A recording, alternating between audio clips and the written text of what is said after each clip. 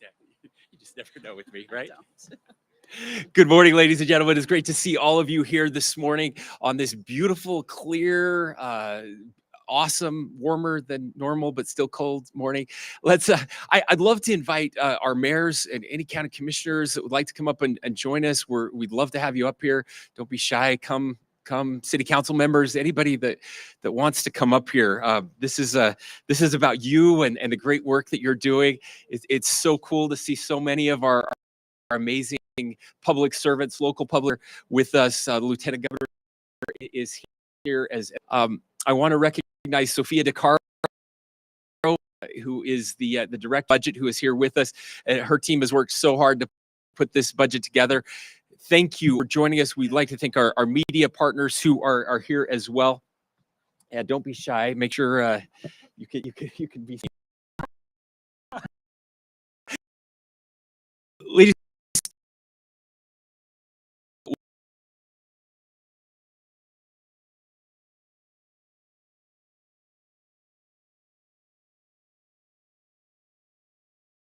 that I wanted to give it its own time, and again wanted to recognize the great work that is happening here in our state with our local officials. We're missing Mayor Mendenhall and Mayor Wilson out of town today, unfortunately, but I will be talking about them because we've been working so very closely over the past several months.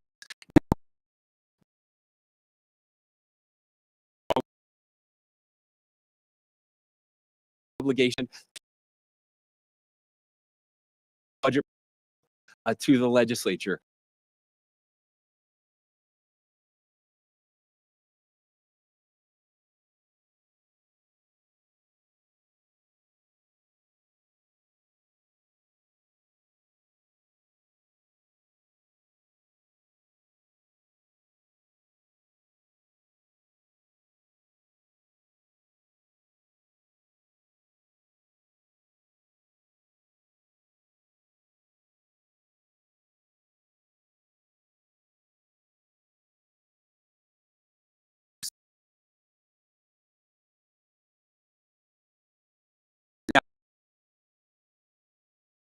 Here,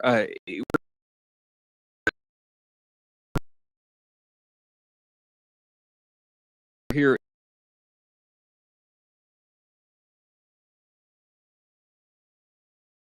especially want to recognize the state of Utah. Anyone who hasn't been able to join us in all of our events, but Pamela Atkinson is here with us today. Pamela, we love you. Thank you for being here. I'm not going to make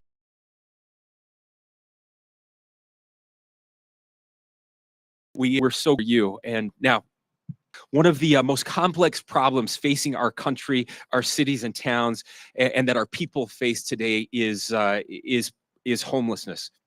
We've seen, sadly, lawlessness, open drug use, untreated mental illness, and the indignity that comes from tent cities in places across our great country. And we are not going to allow that to happen here. We can and we must do better. Several months ago, I challenged our team to really dig in to the entire framework that we've set up to address homelessness. So the Office of Homeless Services, the Departments of Workforce Services, Public Safety, Corrections, Health and Human Services, the Governor's Office of Planning and Budget, and my senior team all took up that challenge. We've done so much over the past few years in this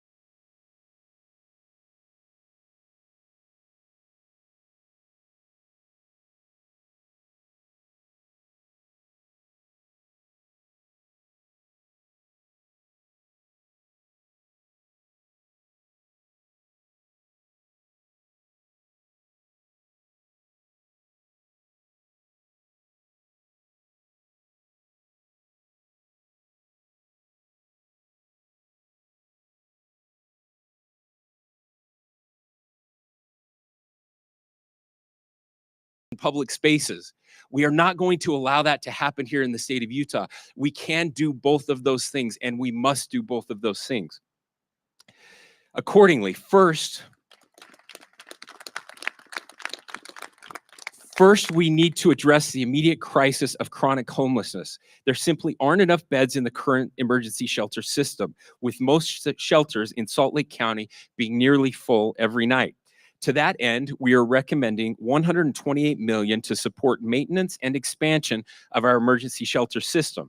This funding will help stabilize the current emergency shelter system and provide support for 2 non-congregate shelters, 2 low-barrier shelters, our statewide winter response, a low-barrier shelter development, and additional support for cities that host emergency shelter sites. I want to thank those cities which have already stepped up to provide overflow shelters and warming centers so far this year. You are a key part of the solution, and I hope more communities will follow your example. Second, we know that unaddressed behavioral and mental health issues can cost up to 10 times more in healthcare and criminal justice spending. This is especially acute among Utahns experiencing chronic homelessness. The fact is that the system for getting help is complicated, and those in crisis need navigators to guide them on the road to recovery and housing. Utah needs 8,000 additional behavioral health care workers to meet that demand. As a result, we're recommending $8 million to alleviate the workforce shortages in our behavioral health system. This includes $3.3 million one-time for paid internships, loan forgiveness, and incentives for training. $2.9 million ongoing for another rural receiving center and 2 additional mobile crisis teams, and $555,000 one-time for a pilot project in the Office of Professional Review to increase behavioral health licensing opportunities, and $1.1 million to staff this facility, the Atherton Community Treatment Center here in West Valley City. The Department of Corrections currently operates 6 re-entry centers like Atherton, which help parolees successfully adjust from the highly structured prison environment back into the community. The goal is to break the cycle of recidivism. People should not be leaving jail or prison and going right into our homelessness centers. We look forward to returning to Atherton when it is fully staffed and open for business. Third, we need a mechanism to keep people in extended treatment if they present a danger to themselves or others. 90 years ago, we would just throw people who needed mental health care into the state mental hospital. There were a lot of problems with asylums, but as the data shows, we effectively traded mental hospitals for prisons and living on the street. Now, I want to underscore this. During the 1950s and 1960s, we had about 3,000 state hospital beds or asylum beds in the state. Now, let me be very clear. There were lots of problems with asylums and the way that we treated people those days. Unacceptably so. We've learned so many lessons over the years, and we understand that there is a better way to treat people. But we did have 3,000 state hospital beds back in the 60s and 70s when there were only about 750,000 Utahns. Today, we have about 300 state hospital beds, and we have 3.3 million Utahns. Where are those people today? Those people are living on the streets or they are in our prisons. I don't believe that this is a step in the right direction for our state, for our country, and for our communities, and certainly not for the people who are suffering. We should expect more of ourselves, more of ourselves as a society. There is nothing humane about letting someone with an open wound on his leg sleep out in the freezing cold and shout at the voices in his head. We can do better, and we'll be working with the legislature on strengthening our civil commitment laws. We also need a way to divert individuals in crisis from unnecessarily entering the criminal justice system. We often send individuals in crisis to jail because we don't have other places where they can get the treatment they need. And once they're in the criminal justice system, that often exacerbates the very behavioral health crisis and traps that people in a cycle of jail and homelessness experience. We are proposing a $10 million one-time investment and $641,000 ongoing to launch a less restrictive civil option for individuals with mental illness who do not meet the standard for civil commitment or criminal diversion courts. This home court, as we're calling it, will create an effective alternative to the criminal justice system while still holding people accountable. Finally, we are committed to supporting a sequential intercept model to better connect individuals with mental health and substance use disorders to treatment and wraparound services.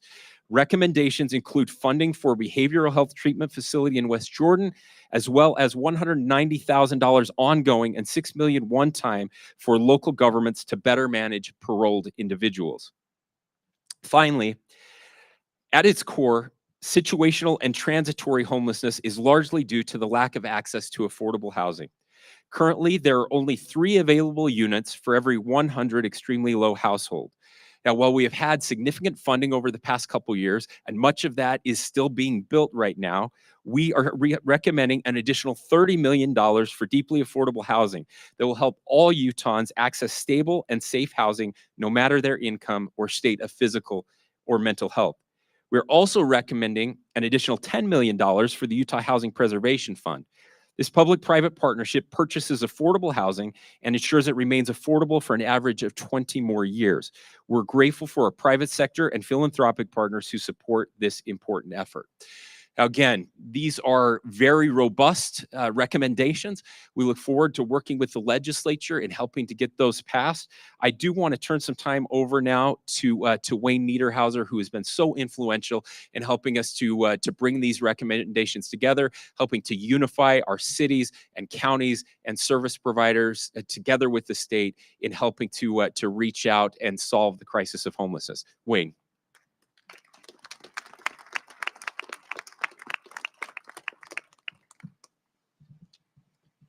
Thank you, Governor. Appreciate it very much. Governor knows this space very well. He, as Lieutenant Governor, led the effort on homelessness, and we appreciate his leadership in homelessness. And Pamela, I also want to thank you for your many years of dedication and a mentor to me as I've taken on this role in the state and trying to address homelessness. Thank you. And I also want to thank the efforts of the Governor's Office of Planning and Budget and all the effort they put into this budget this year. It's well done. Thank you. I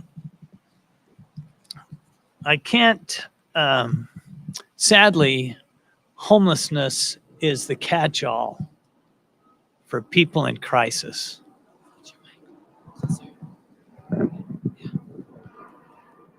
And the pandemic and the housing costs that we've experienced over the last several years, unprecedented, is prolonging stays in shelter and preventing people from getting back into housing. This is why it's so important that we address these gaps that the governor mentioned today. It's a difficult fix. And these cracks can become chasms, and we need to stop it before it gets to that point. As the governor mentioned, we need additional emergency shelter beds in the system as chronic homelessness is on the rise. Behavioral health services will help these individuals stabilize. Once stabilized, we need somewhere to go.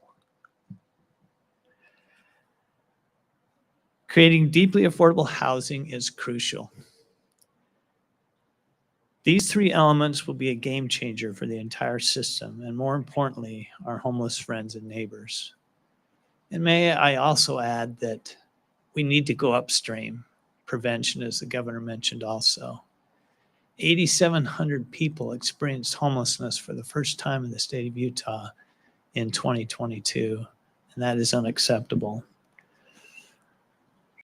The governor's dedication to this cause and inspiration, and I'm confident that through collective efforts, we can make meaningful strides in addressing homelessness throughout the state.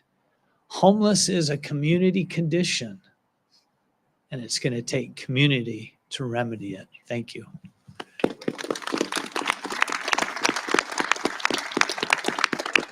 Thank you, Wayne. We know that these budget recommendations are a heavy lift, but we also know that they will save lives. They will get our homeless friends the help that they need and deserve.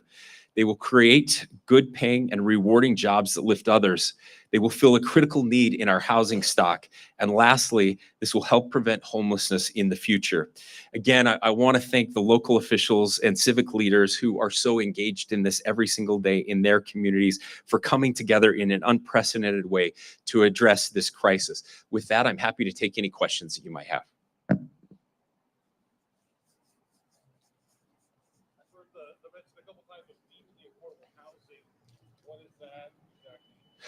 Sure. Yeah. So basically, deeply affordable housing is housing for families making under $31,000. We have these units available. Oftentimes, when a new apartment complex is built, there will a segment of those will be set aside for deeply affordable housing. We've had significant funding increases over the past couple years, building entire units that are all affordable housing deeply affordable housing. Many of those in Salt Lake City. We appreciate Mayor Mendenhall and her team and their efforts. There's some federal funding pieces that come from this, some state funding pieces that come, some local funding pieces as well to help those in need. Wayne, anything you would like to add on that piece on the deeply affordable side? No. We good? Okay. Go ahead. The governor mentioned earlier that we have 100, or there are 3 units for every 100 households that are in this deeply affordable 30% area median income and below. That's 77,000 unit deficit in the state of Utah. Other questions?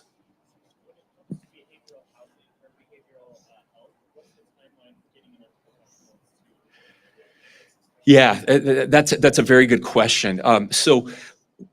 Obviously we will be working through the legislative session. We need them as quickly as possible, and so we want to get that funding out there to help encourage more people to go into this space. There's another piece here that I haven't mentioned. It's more of a policy piece, but it's really important. We have done a deep dive over the past year. The Department of Commerce looking at the licensure side of behavioral health care, and what we found is that we are doing it wrong. We're doing it all wrong. And let me say what I mean by that. We have, last I heard, we have about 5,000 students that are studying psychiatry, getting bachelor's degrees in psychiatry. Unfortunately, there's almost nothing you can do with a bachelor's degree in psychology. I said psychiatry, sorry, psychology. Almost nothing you can do with a bachelor's degree in psychology. This is a major flaw in licensure in our state. If you look at the medical profession, there is basically, coming out of high school, you can get certified to do something in the medical profession. If you have a 2-year degree, there's something else you can do in nursing, right? If you have a 4-year degree, if you have 8 years, if you get a medical license, at every phase there is something that you can do in that field. That is not true in psychology and psychiatry. We think that's a mistake. We think that we can make significant changes. There are great recommendations to make those changes. We think there's a workforce out there. We're just not allowing them to do the work. Now, they won't be able to do everything, obviously. There are certain things that you must have more expertise to be able to do, but there is so much more we can do in this space. And so I think when you combine this funding with the changes that we will be working on through the legislative session. And let me assure you that this is going to be a top priority for us, getting those licensure changes done. I'm going to send just a little word of warning out there to the associations who are going to try to prevent this for protectionist reasons. It's going to be a very bad day for you. So you can be part of the solution or you can be part of the problem. This is not about protectionism. This is about tens of thousands of Utahns who can't get treatment right now because it takes 5 months to get into a psychologist or a psychiatrist, right? That is unacceptable. And so if you want to fight on this, we'll have a fight. I'm just going to lay that out there, but we are going to get this done this year. We're going to be providing many, many more opportunities for people to get the help that they need. Look, here's what happens.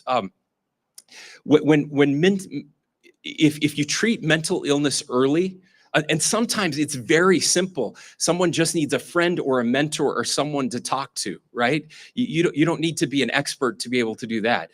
If you can treat it early, then it doesn't progress and people can move on and get on with their lives. If it remains untreated, it can get worse until until you must be hospitalized, or you can only work with a psychiatrist in a brick and mortar building. There are better ways to do this, and we're going to change licensure to make that happen so that we can have an influx very quickly of thousands of people into this space to make a difference.